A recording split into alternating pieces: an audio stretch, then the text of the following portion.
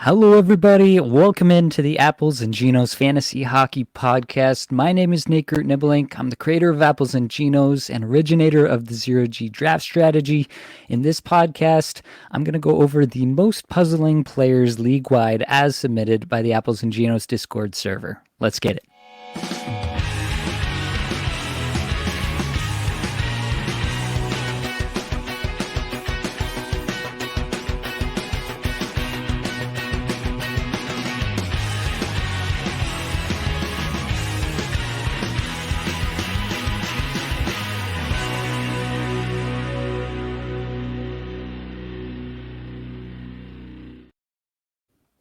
Hello, everybody. Welcome on in.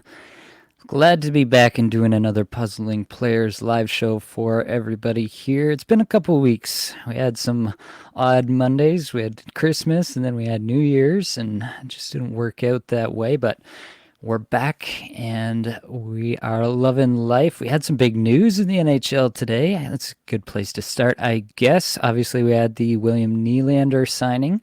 Fully official now, 8 years, $11.5 million per. He had a $69 million signing bonus as part of that total package. $69 million of the total is in signing bonuses, so that's very nice. Good job, Willie. I guess this really just gives you some confidence that he's not going to be distracted, I guess, the rest of the way by contract talks. I really never thought that he was the kind of player who would be, to be quite honest with you. Really seems like everything, despite everything that the Toronto media has tried to throw at this guy and how much they've criticized him at different points and how much the fans even have criticized him at different points, it really just seems to roll off his back, and he seems to just truly enjoy playing in Toronto. So good to see that, and yeah, it feels like wheels up for Willie Nye the rest of the way. Did want to notice also Arturi Lehkonen on the ice, not in a non-contact jersey, so that's a good sign. Not ready to play yet was the report, but obviously good for him to be getting in basically full practice at this point. Sam Bennett, we mentioned yesterday. There was an update today. Paul Maurice said he's fine. They'll check on him again tomorrow before officially confirming he's good to go. Bennett said he feels good, so that's good. It sounds like Jesper Wallstedt might play one of these games against Dallas, actually. I haven't actually checked to see who the starter is for Minnesota tonight. I believe Fleury was confirmed. Somebody can fact check me on that in the chat here. But I think Wallstedt might actually get in against Dallas. I guess in the media scrum, he reminded the media that he played 2 quality games in Dallas the past 2 preseasons against largely the Stars' real lineup. And they play in Dallas on Wednesdays. So could be seeing Jesper Wallstedt sooner rather than later.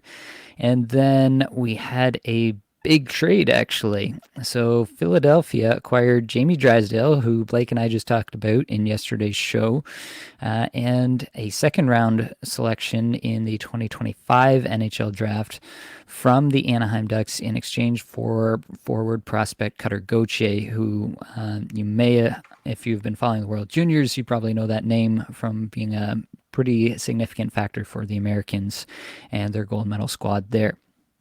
Apparently there was some drama around this, like the Flyers were trying to meet with Gauthier and he was kind of ghosting them, and it sounded like he didn't really want to play in Philly, and so I guess they said, all right, then we'll send you to Anaheim, hope you want to play for them. So that's interesting. I guess, like, from Anaheim's perspective, they've seen what Pavel Mintyukov can do this year, and they're obviously pretty excited about that. They still have Olin Zellweger coming up, and he's expected to be perhaps even better offensively than Mintyukov. And so they really felt like Drysdale was a bit of a luxury, and so they thought that Gauthier could maybe add something to their forward group, maybe sooner rather than later even. It's an interesting deal, to say the least. I think on the Flyers side, like, the only reason you go out and acquire Jamie Drysdale is for him to be that power play guy. Obviously, Tortorella has really rotated through Cam York and Travis Sanheim and now Igor Zamula. I actually think Zamula's got an assist on the power play in the game today. But I think that the only reason that the Flyers would go out and make this move is to have Jamie Drysdale kind of lock down that top power play unit.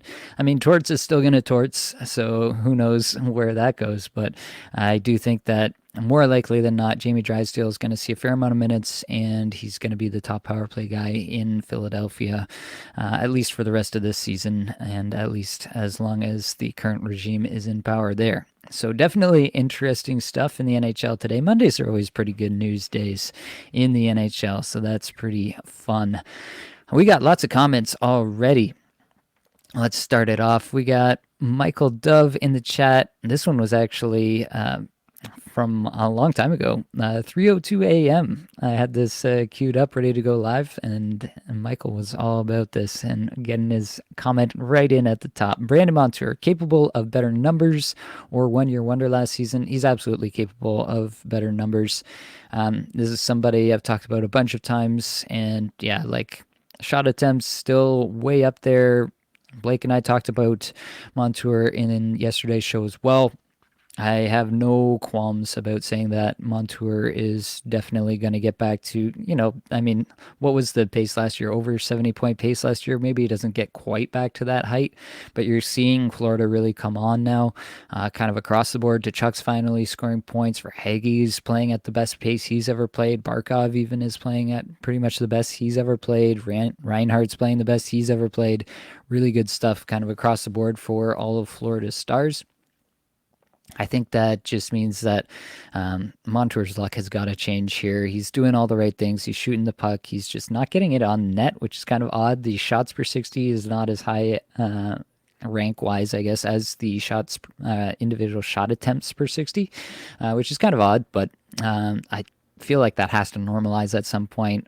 Montour obviously coming back off a pretty significant surgery. It's comforting that like the stats are there. I think of last year Austin Matthews, he had all the underlying numbers, but he wasn't able to convert, and there was underlying wrist issues that were going on there. I wonder if there's maybe something a little bit similar here with Montour, where it's just not feeling quite right coming back after that shoulder injury. That's speculation, but maybe that explains a little bit of what's happened so far. But I would expect that unless things are deteriorating and going the other way, which we don't have evidence of in the underlying numbers, that at some point these shots start to hit the net and these shots start to go in, and Montour starts to factor into a lot more points for the Panthers moving forward. So definitely still consider Brandon Montour to be a big time buy low. Johnny Jackson in here. What are your thoughts on Toffoli, Evander Kane, and Brent Burns? How do you feel about them for the rest of the season? So Toffoli and Kane are already on the list, submitted by the good people of the Apples and Genos Discord server. But I will touch on Brent Burns here. Burns was a player that I was definitely touting as a buy low a little bit earlier on, you may remember. And he's been hot the last little bit. I think he's kind of cemented himself a little bit more on that top power play as of late. I don't know why they entertained Tony DeAngelo this year, but they did for a while. But it seems like Brent Burns has locked that down. The power play's been lights out the last little while, and Burns has been a big part of that. So he's got, 2 goals, 7 points in his last 5. He's getting 22 minutes a night, 24th in shots per 60, 16th in shot attempts per 60, 47th in individual scoring chances 4 per 60. On ice numbers, pretty solid. 48th in Corsi 4 per 60, 52nd in scoring chances 4 per 60 over the last little bit.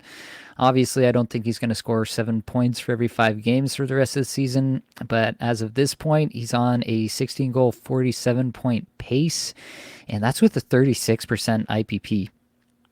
That should go up, quite honestly. The 12.8% on ice shooting percentage might be a touch high, as might be the 8.4% shooting percentage. So you might have some balancing effects there, but honestly, I think the points... the point pace here at 47 points over an 82-game span that he's currently on, I think that's going to go up. I think you're going to see him in a 55 to 60-point range rest of season as long as he hangs on to that top power play spot.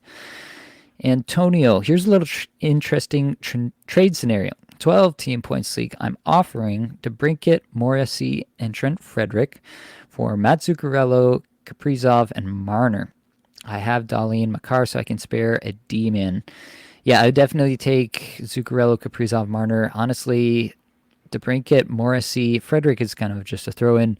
DeBrincat and Morrissey for Kaprizov, or DeBrincat, Morrissey for Marner. I would absolutely do either of those. So if you can get all of that for DeBrincat and Morrissey, I would be super happy about that. M. Johnson says, what to do with Kyrou? Let's check in on Jordan Kyrou. He's got just 2 assists in his last 5, skating over 20 and a half minutes a night, though, so those numbers are good. Has stopped shooting a little bit in this last little stretch, 144th in shots per 60, 205th in individual scoring chances for per 60. That part's not great. On the season now, 19 goal, 58-point pace. On the season, his individual numbers are really strong still. 69% IPP, which is nice. 7% shooting percentage. Kyrou usually can shoot at a much higher clip than that. 9.1% on ice shooting percentage. I think he's got more to give, to be quite honest with you. The yeah, he's not playing particularly well at the moment, but I kind of feel like we know what this player is and what he's capable of, unless this recent stretch is an indication that he's, dealing with an underlying injury, which I don't know how you'd really know that. Then I'm not too concerned about Kyrou overall. I do think that he should get back to a point where, yeah, I think 30 goal, 70-point pace for Jordan Kyrou is what we should be expecting, especially if he's going to skate over 20 minutes a night as he has been the last 5 games. Toronto Dave's in the chat, hashtag 0G. Appreciate you, TD. Wick says, Nate being a champ as usual. Cheers. Cheers to you, sir. TD says the people love Nate. Well, can't just be all about pumping my tires here. We got to get into these puzzling players. So first off was Gabriel Velarde. Blake and I dug into Gabriel Velarde a little bit. He had a really nice game yesterday, actually, and it bumped up some of his ranks in this last 5-game sample that we like to look at so much, just to get a picture of where they've been performing recently. So 17th in individual scoring chances for per 60 over the last 5 games. The minutes have gone down. He's under 17 minutes average time on ice the last 5 games. That's kind of the potential effect of playing 4-rig bonus, I guess, right? But I'm not super concerned about Velarde. I mentioned yesterday, like the point pace he's on right now, 31 goal, 66-point pace for the season. That feels somewhat in there, but he is a hard player to read because we've never had really good sample sizes with Velarde. Even this season, we don't have a large sample size with Velarde. And so I'm not like comfortable with a rest of season projection on Velarde, I will say. But I still think he's performing pretty well. So I'm definitely not dropping him or anything like that just yet. And then Tim Stützle, another player we talked about yesterday, but there is actually an interesting update today. There were some changes to the power play units in practice today. Stützle was taken off the top power play unit and replaced by Claude Giroux, which is definitely an interesting development. Everybody else is still the same, so it does still feel like, it's not just that they're like splitting the units or trying to do a 1A, 1B thing. It's really just that they, took Stützle right off and replaced him with Giroux. Everybody else is still there. Norris, Tkachuk, Batherson, Shabbat, all still there. It's just that Stützle was taken off. And he hasn't been performing well lately. There's no two ways about that. But in the end, I do think it's kind of just growing pains with a new coach. I'm not like super concerned about Stützle. I mean, what are you really going to do at this point? Are you going to sell him low to somebody in your league? I don't think that's the right move. Interestingly enough, in a league that I'm in with the Fantasy Puck guys, actually, they started this league for a bunch of content creators. One of their guys, I think it was Chris, traded Stützle for Kyle Connor, who's obviously on injured reserve, probably coming back. Actually, I haven't checked if there's any recent news on Kyle Connor, but probably coming back in the not so distant future, but traded away Stützle for Kyle Connor, which I think is an interesting move. If you are higher up in your standings and you can get that done, where you can go get Kyle Connor, maybe somebody's lower in the standings and they really need points now from a guy like Stützle and they're just praying he turns it around immediately, then maybe that's a trade you could explore. But, just on the basis of him being cold right now, I'm not really looking to trade a cold player at less than the value that I think he's worth. I still think Stützle is a point per game plus player, and he should get back to a 30 plus goal pace. I think Ottawa will figure this out, this new system that Jacques Martin is trying to bring in, a new level of, I guess, accountability and defensive responsibility that they're trying to bring in there, which was frankly sorely lacking under DJ Smith. It's just growing pains in my opinion. So Let's get into the rest of these that we haven't talked about yet. Valery Nichushkin. This was an interesting topic, obviously, with Lehkonen, the news that I relayed earlier about him potentially coming back soon. Nichushkin's been on fire basically ever since Lehkonen went out of the lineup. Nichushkin getting tons of minutes. You can see averaging over the last 5 games, 21 and a half minutes in this stretch, 4 goals, 3 assists, 7 points in his last 5 games. On ice numbers, terrific, as you'd expect, playing with McKinnon and Rantanen for most of that time. 20th in Corsi 4 per 60, 31st in scoring chances 4 per 60.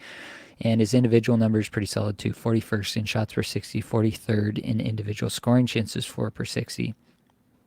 On the season, he's pacing for 43 goals, 86 points, and that's with a 57% IPP, which you might expect could actually be a little bit higher. The 13.9% on ice shooting percentage, I think, probably comes back down at some point, unfortunately. So keep all that in mind, but in the end, like, what you're worried about here is that Lehkonen replaces him on the top power play, really. And that is a legitimate concern. Lehkonen has played over him on the top power play in the past. But I think like Nichushkin's just playing so well at the moment that I would be shocked if they just instantly flip to Lehkonen. If you are worried about that being a potential, eventuality where when Nichushkin runs into a little bit of a colder stretch, do they flip him for Lehkonen on the top power play? If that's your concern, then what I would say is wait till Lehkonen's back in. I would expect Nichushkin to stay on the top power play with Lehkonen back in the lineup, and then make the move then. Once everybody gets to see Lehkonen's back, Nichushkin's still playing 21 minutes a night on the top power play, that's when you make the move. You don't make the move now when everybody's kind of trying to buy him a little bit low if they are buying him at all. So that's what I'd say about that, but I'm overall just not that concerned. Nichushkin's playing really well, and we have this history that he's played really well there as well. So I'm overall not that concerned. Maybe he doesn't hit this 86 points on the season, but 70 plus I think is well within the realm of possibility for Nichushkin on the season. Buchnevich was also requested, just 1 assist in his last 5 games here, kind of going along obviously with Kyrou, who we talked about earlier. 22 minutes on average, so he's still getting tons of minutes. You can see the shots per 60 at 80th is solid but not exciting, but the shot attempts and the individual scoring chances 4 per 60, 22nd and 30th respectively, those are really good numbers. I like to see that. On ice numbers, not so exciting. 106th in Corsi 4 per 60, 70th in scoring chances 4 per 60. Those are fairly middling numbers for sure. On the season now, 27 goal pace, 66 point pace. And overall, this kind of feels like what we might expect from Buchnevich. Maybe he gets a tiny boost and he gets back up to a 70-point pace, but yeah, I think this is just a cold stretch. The underlying numbers are solid for Buchnevich. I'm not concerned about him in the long run, and I do expect him to be a 70-ish point player the rest of the way. All right, let's get back into a couple of comments here. Jackson, in a keepers league with goals, assists, power play points, and power play points, shots on goal, hits, and blocks, would you rather keep Reinhart or Forsberg? It's a pretty interesting one. Forsberg elevating his play, as has Reinhart this season. Obviously, Forsberg accounts for a bit more in the hits category than a guy like Reinhart does, but Reinhart crushing on the power play. Forsberg does well for himself there too. Yeah, overall, I think I would take Forsberg just for the category coverage. But yeah, it's hard not to love what Reinhardt's been able to do this season. I think if you're talking about season to season consistency and what they mean to the team, like Reinhardt's a guy, as long as he's on this hot streak, he's going to keep this kind of top end deployment, but he has gone down to the third line in Florida as recently as last year when he hasn't been performing quite as well, when they've tried to spread out their scoring a little bit. So, yeah, Forsberg is just it, basically. It's Yossi and Forsberg and everybody else in Nashville, and so that gives me a little bit of confidence. And then, yeah, the extra category coverage that Forsberg hits a bit more has me leaning Forsberg. I don't think you can go wrong with either of those guys, though. I think they're, very clearly in a tier together.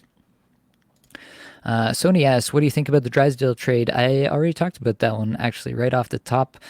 Basically, I think that Drysdale is going to get top power play in Philly, and I think that He's probably the only Philly defenseman worth rostering. I think that Anaheim is probably expecting that Minchikov can be the guy for the immediate future, and then they'll figure out what they have with Zellweger probably next season. Maybe the end of this season, Zellweger gets called up as well. GG in the chat. Big ups, my man Nate the Great. Quick Q. Would you take Uyghur or Gudis in a bangers cats with pims, blocks, hits, and shots? I'm shocked at Weeks being as good as he has been. Yeah, that's fair. Uyghur has definitely had a much better season than he's had in years past, especially last year, I guess, basically the first year with Calgary. Last year, where nothing went right for anybody. Uyghur has been getting more power play time this year, which has definitely contributed to some of that. But he's definitely also just playing better. See, over the last 5 games, 4 points here and 10th in individual scoring chances for per 60 amongst all defensemen, 22 minutes a night. On ice numbers are really good as well. Uyghur's definitely been playing well, and yeah, on the season, 18 goal, 49 point pace. Numbers are good. Shots per 60 is 18th amongst all defensemen while skating 22 minutes a night. That's good. The IPP is maybe a little high, but overall, yeah, I don't think he's going to score 18 goals on the season. That shooting percentage is a bit high for him as well. But overall, yeah, I think he's going to be 40, 45 point player, probably at the when it all is said and done. And yeah, he's going to provide you with a lot of bangs with Pims as well. Yeah, I still think it's weaker. I do think this is fairly sustainable. I think Hannafin is probably going to get traded maybe at the deadline, but I think he's on his way out and Uyghur's there for the long haul. And so I do think that Uyghur is going to be the guy they lean on rest of season, the guy that they're going to play in most situations. They're going to keep him on the power play. It's been a while now that actually Uyghur's been on the power play.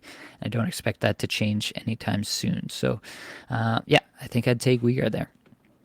Sony says, sorry for touching on the Drysdale trade. No problem there. Jackson says, who's your top favorite bangers pick hits blocks for this week to stream? Probably Yanni Hakanpää from Dallas.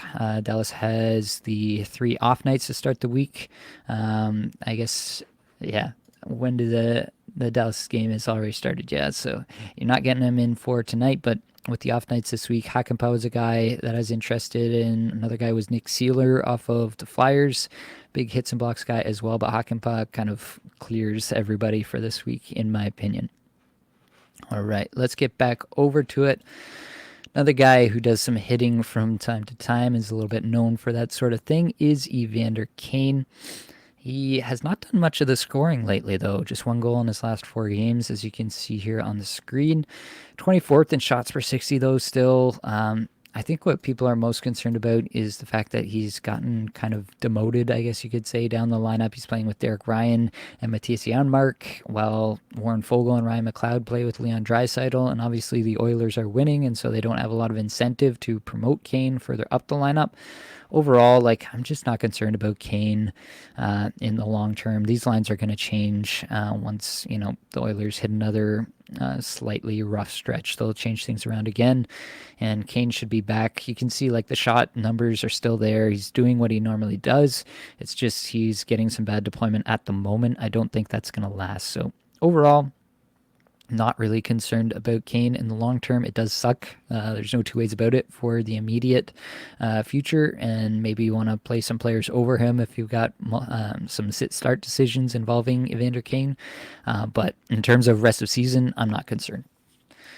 Jonathan Huberdeau is another player that we got to talk about. We've been talking about him as an obvious drop, and now all of a sudden you look up and he's got a couple goals, 5 points in his last 5 games, skating over 17 minutes a night.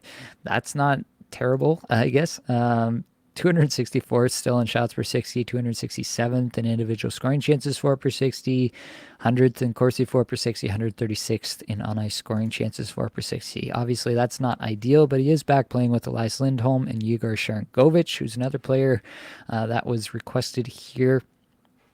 And that's kind of as good as it gets, really, at the moment, I guess, over there. Not really playing on the top power play unit, although they have kind of split the units a little bit more as of late there in Calgary. On the season, 12 goal, 41 point pace. Yeah, the numbers are pretty putrid still on the season for Huberdeau. I'm not excited about Huberdeau. Like, it's just really hard to be.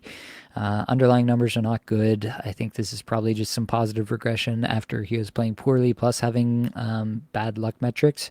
So I think this is just some natural positive regression for Huberdeau, and I'm just not excited. I've looked at him on the waiver wire in multiple leagues and just passed straight over him for others. Like, I would pick up Igor Sharangovich, we can talk about here, who has 3 points in his last 5 games, but skating 20 minutes a night, 68th in shots per 60, 18th in individual scoring chances for per 60. This is easily the best stretch of Igor Sharangovich's career to date, and he's getting a real chance to prove himself there in Calgary at the moment.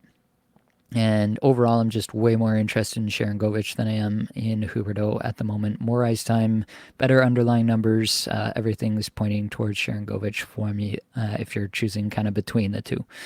So that's my take on the Huberdeau Sharangovich dynamic that's currently going on there. And we'll keep rolling. Tom Wilson, yeah, interesting one. We talked about Tom Wilson, I think, last week. Blake and I, 1 goal in his last 5 games, 18 minutes average time on ice. Still playing on the top line in the last game, I believe. Actually, I believe they changed that up mid-game, if I'm remembering correctly. There was some talk about that because Pacioretty ended up on that line for a bit with Dylan Strome. Yeah, so it'll be interesting to see. I guess I could check game day tweets and see if we've got any updates from practice or anything. It doesn't look like we got anything there. So until further notice, yeah, it's a little bit trying to figure out where Tom Wilson fits into this. If he's staying on the top power play, which I kind of feel like he's going to. I feel like if anyone comes off the top power play that they iced the last game, it's Evgeny Kuznetsov, and they put Max Pacioretty in. Tom Wilson as the net front guy, I don't think is really going to change there. So I think his top power play role is secure, but the top line alongside Ovechkin is probably a little bit more up in the air. The underlying numbers have been really bad for Wilson the last little bit, and that's the most concerning part here. I think in like points or points only leagues, definitely you don't need to be hanging on to Tom Wilson, but in bangers leagues, he hasn't even been doing that as much as he has in the past, which is probably why most managers are a little bit less excited about Tom Wilson these days. Overall, I think I'm trying to hang on to him in like a Bangers Cats or something like that. I don't think I'm quite ready to, go that far to say I'm dropping Tom Wilson in a Bangers Cats league. But he is definitely starting to teeter on that edge where you're like, man, is it really worth my time to hang on to this guy? He's still got a couple of 4-shot games in his last 3 here. He's still putting up the hits numbers.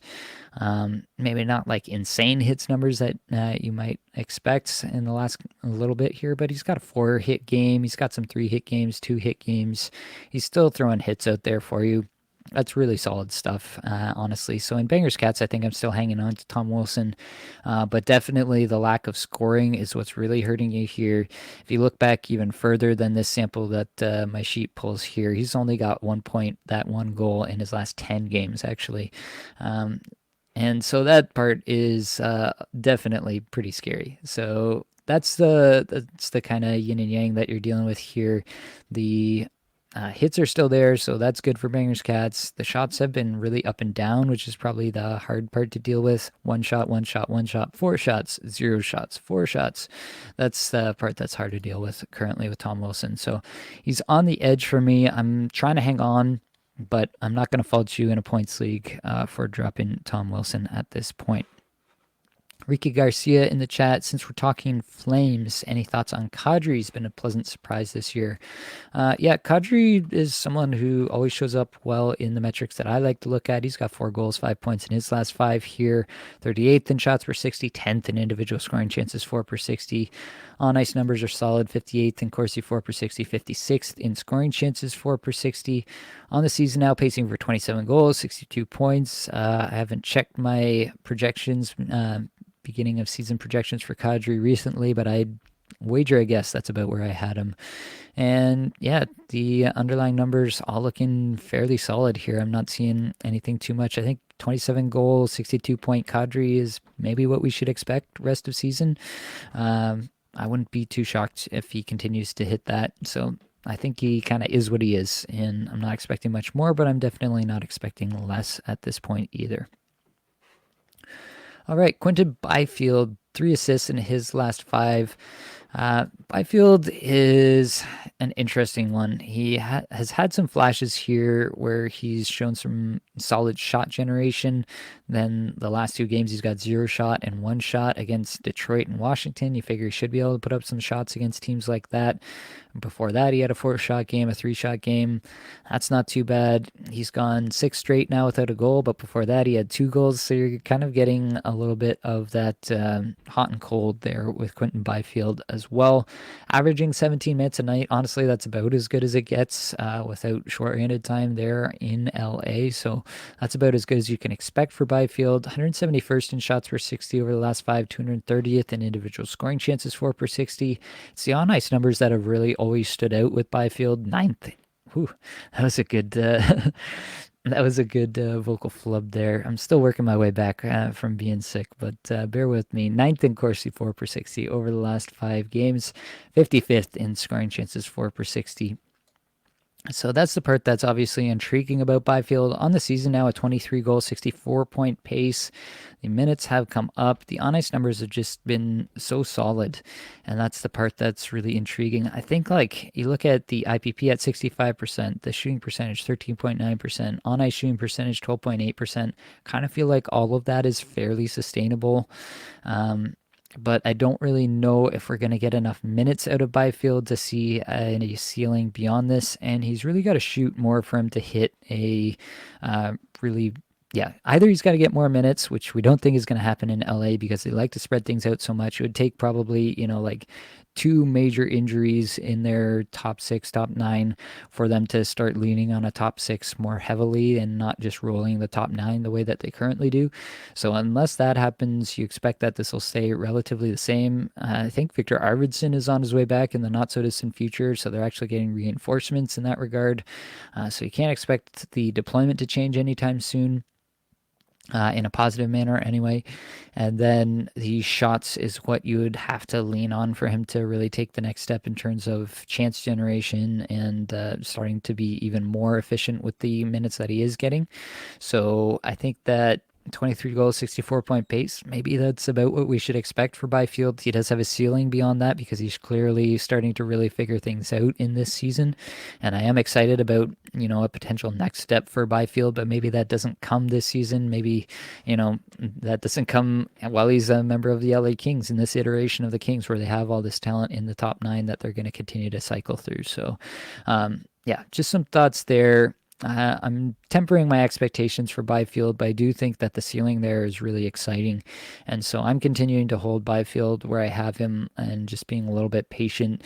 He's kind of on the edge of streamer territory in terms of what he's giving you in most points leagues here. But I think the ceiling is just so tantalizing with Byfield that I'm continuing to hang on, even though like I would say that my the cerebral side of my being is telling me, my brain is telling me that you should probably just accept that Byfield is this 23 goal, 62 point guy who's probably somewhat replaceable in a lot of leagues. But my heart is telling me that Byfield's got an untapped ceiling that might break through and he might just be fantasy gold at some point this season yet. So the war between the head and the heart, you have it here on the Apples and Ginos podcast. Aman is in the chat, 14 teams, points league, Tuck. Is he a keeper? I believe is the question here. Depends how many keepers, obviously. Yeah, I'm trying to think where I would probably draw that line. I think Tuck in a 14-team league is probably like a 4th round pick, maybe 4th, 5th round pick. If we're redrafting today, so maybe like a keep 5, I would say that Tuck is a keeper for sure. Keep 4, it's definitely a little bit more on that line. So that's my quick take without any further information on that one. Eunice Corpusalo. So let's talk about, obviously, the Senators. We talked about it with Stutzla there, trying to figure out a new coach's system here. And Corpusalo has not been good, obviously, on the season. 889 save percentage on the season. That show ain't no good, as my dear friend Blake would say. But I think the alternative here is Anton Forsberg, who also has an 889 save percentage. Forsberg did have a fairly nice game against Edmonton in a loss. He faced 46 shots and only gave up 3 goals, which I guess is a win, 935 save percentage.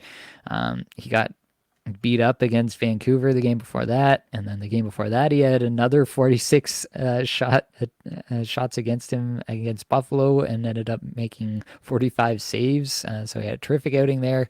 It's really kind of up and down and all over the map with Forsberg rather this season.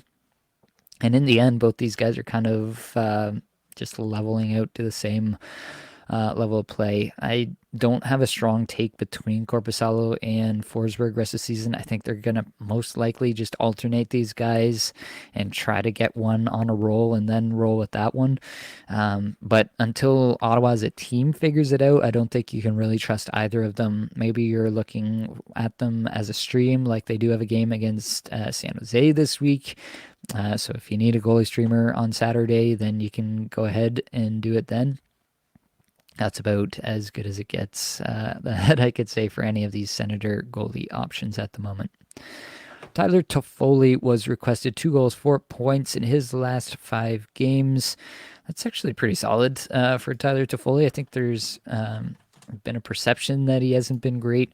Definitely before this, he had gone through some large stretches where he'd put up a bunch of zeros. He had a 6-game pointless streak, then scored a goal and assist, another 3 games without a point, and then has had some decent games here in the last little bit, I guess we can say. Now, obviously, Jack Hughes is out. The Devils have just been completely beset by injury. Hamilton, Hughes missing big chunks of time now. Timo Meyer on IR. Jonas Siegenthaler is one of their better defensive defensemen going out this past weekend as well.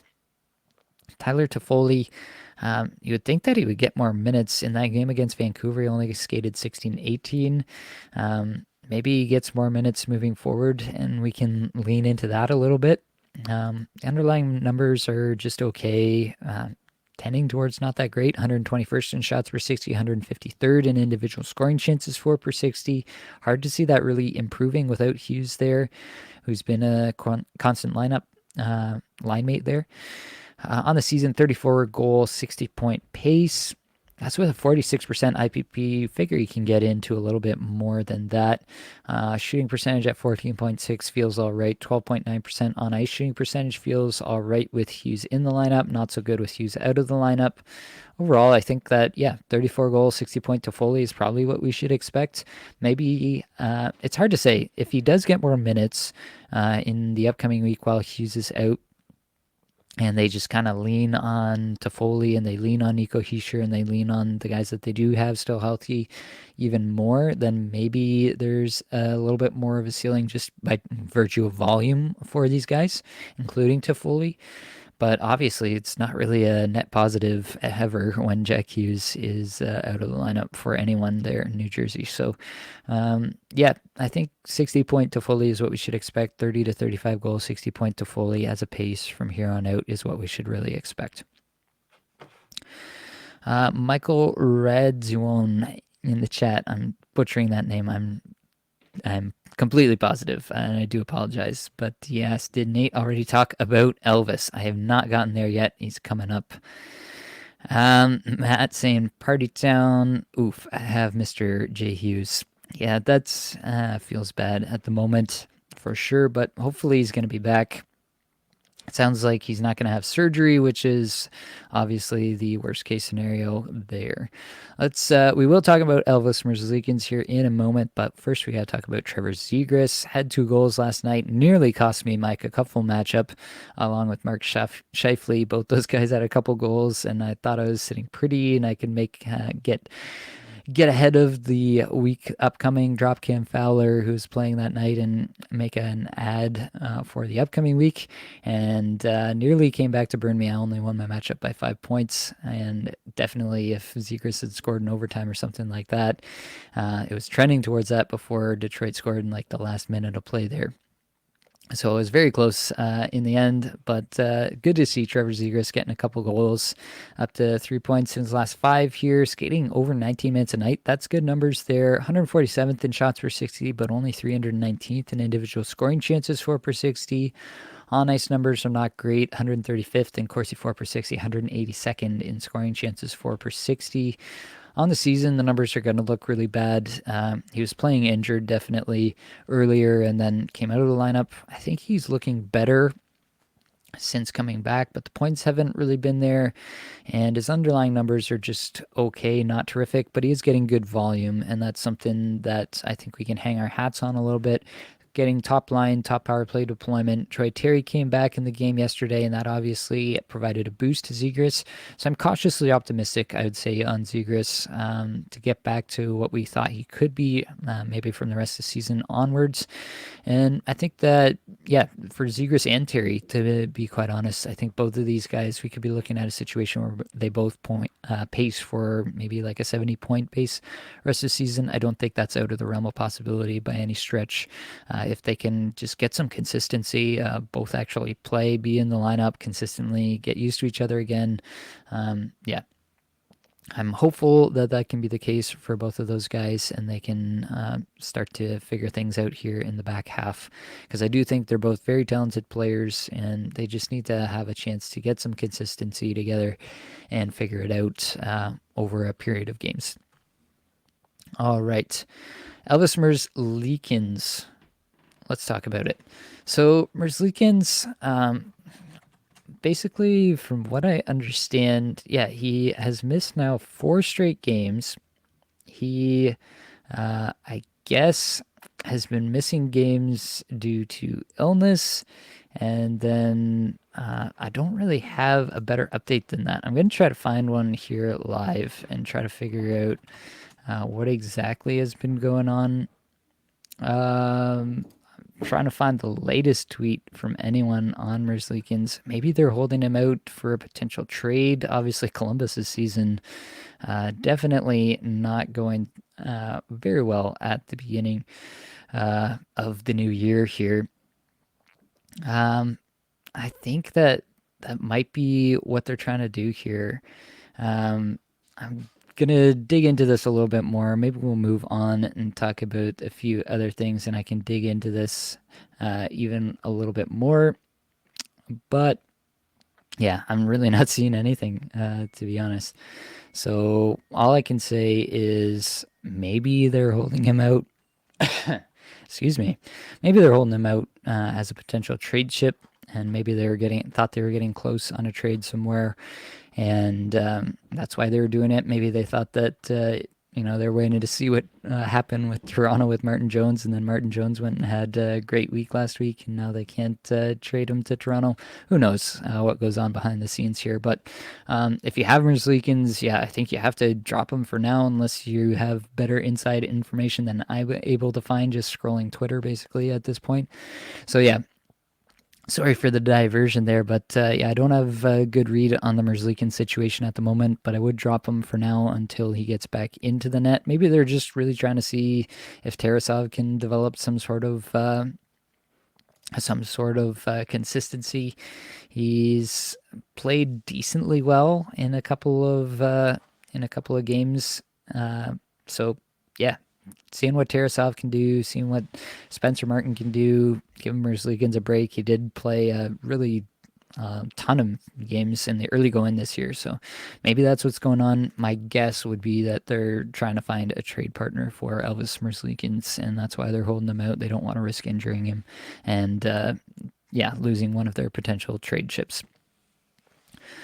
Travis Sanheim, just 1 assist in his last 5 games, getting 22 minutes a night. The minutes have come down here. Earlier in the season, he was averaging like 26 plus. So that's really come down. Obviously, now they've traded for Jamie Drysdale, and that's just puts an absolute cap on Sanheim's power play potential. I really don't think he's going to see any power play time at all, probably rest of season. And so I really don't think you're looking at Sanheim, like, honestly, like, he might just be like a 30, 35 point pace guy rest of season, and even that might be a tiny bit generous. It's crazy how fast he's fallen from where he was before. But yeah, his underlying numbers have really gone down as well.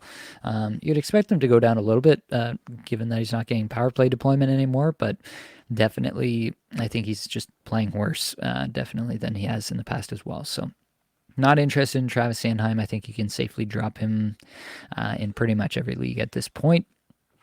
Matthew in the chat. Hello, thoughts on Mercer's value in the short term with Hughes out and the long term? He was a second half performer last year.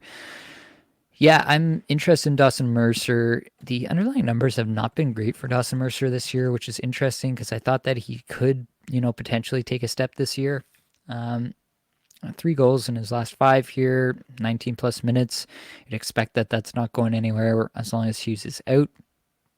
I think that Mercer is definitely a player that they like there, that they're going to use in a lot of situations. I just don't know if you can see how terrible the season-long numbers are there. 300th plus ranks across the board. Shots per 60, individual scoring chances 4 per 60, on ice numbers as well. I don't know what I really realistically see as a ceiling for Dawson Mercer on the season.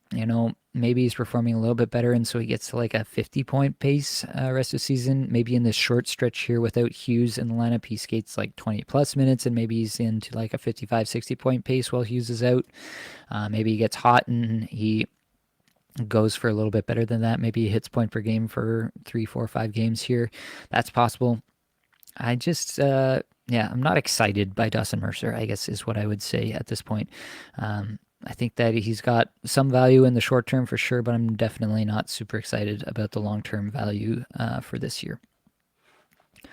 All right, we're getting towards the end here. Johnny Gaudreau, 1 goal, 2 assists, 3 points in his last 5, 18 and a half minutes average time on ice. The individual numbers are atrocious here from Johnny Gaudreau. 334th in shots per 60, 368th in individual scoring chances 4 per 60. On ice numbers, not much better. And it's just really hard to see how Johnny Gaudreau is going to salvage this season if he's not doing it himself. The rest of the team, he's really got to pull them along with him. You see Kirill Marchenko here, a guy that I was really excited about. His numbers have fallen off. At least he's shooting a little bit more again recently, up to 101st in shots per 60 over his last 5, but he's only got 1 assist and down to 15 minutes average time on ice. Signs are not good in Columbus. I've said before, I don't think Pascal Vincent is a good coach. I don't think he knows how to get things out of his players, and I don't think he knows how to ice an NHL-ready system, especially defensively. Whenever I've watched the Columbus play, they're just constantly getting run around in their own zone. Nobody knows where they're supposed to be. It's a true train wreck in slow motion situation in their own zone. So that's just hard. It's hard to create offense when you're constantly behind in the defensive half of the ice. So I just think that it's a worst case scenario once again for Columbus, which is just really tough to see. Obviously, Line can come back and that'll give them some boost. Jenner can come back, that'll give them some boost. But I'm really struggling to see what the real upside for Johnny Gaudreau is. If he's not shooting, he's pacing for 14 goals, 50 points on the season. And his shooting percentage should be higher. His IPP should be higher. So maybe he should be in like a 60 to 65 point range. But even that, if he's not even going to approach 25 goals as a pace for the rest of the season, how valuable is this player to you? So if you need to drop Johnny Gaudreau, I think you have my permission, my blessing to do so. Roope Hintz, 4 goals, no assists in his last 5 here, averaging over 18 minutes a night. Individual numbers not so hot, 157th in shots per 60, 191st in individual scoring chances 4 per 60, but the on-ice numbers, as you'd expect, pretty solid. 30th in Corsi, 4 per 60, 21st in scoring chances 4 per 60. I guess I could check here. Yeah, he's got another goal tonight. So good stuff from Roope Hintz in the last little bit in terms of the goal scoring at the very least. On the season now, 34 goal, 75-point pace. And yeah, I think we're back with Baby Drive.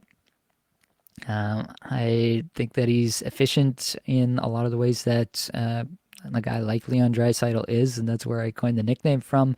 I think the IPP has room to grow, quite honestly. I think he can get past point per game and be point per game plus rest of season. The on ice shooting percentage definitely high at 14.3% on the season, but the IPP should more than account for that potential regression in my mind. So I do think that Rupe Hintz is a guy that we should expect to be point per game and potentially even point per game plus rest of season. Andrei Kuzmenko. This is a tough one, obviously. Bench Kuzi. I did pick up Kuzmenko in one spot, and he has done absolutely nothing for me tonight, despite the Canucks putting up 5 goals as of the time of this recording through 2 periods. So that's a little bit disappointing. He does have 2 goals in his last 4 before tonight, and the underlying numbers pretty solid despite the 14 and a half minutes average time on ice. 57th in shots per 60, 27th in individual scoring chances 4 per 60, 4th in Corsi 4 per 60. That's a nice number. So yeah, I think there's clearly just a disconnect between him and the coach there at this point. I would love to see a trade happen. Send him to Toronto. I'd love to see him go on one of our top 6 lines. I think that'd be a good fit for everybody involved. So send him our way. We'll put him out there, and he can score some goals alongside Matthews or alongside Nylander. But regardless, in the current situation that he's in, it's hard to trust him. I picked him up basically because of Vancouver's back-to-back tonight and tomorrow, Monday night here and Tuesday night. And just to see what I could get out of him, basically. It was a deeper league. It was a couple, so 14-team league, and not much out there available. So I thought that he was probably the best that I could do in that regard. So yeah, that's kind of where I'm at in with Andrei Kuzmenko. Sorry, my sheet just totally crapped out on me here. But actually, Kuzmenko was the last guy because we already talked about Kirill Marchenko. Lastly here, I guess we'll close it out with a message from Nimmer. Hey, Nimmer, how's it going? Hey, Nate, hope all's well. Any chance PLD picks it up in the second half? Doing a great job as always. Thanks, buddy. I think that PLD is in a tough spot currently. I think that the Kings, as of late, they've been they haven't played their best hockey, and they have moved some things around. So PLD played with Kempe and Laferriere in their last game against the Capitals, and the results were not good. They got absolutely caved in. So I think that that's probably going to change again at some point.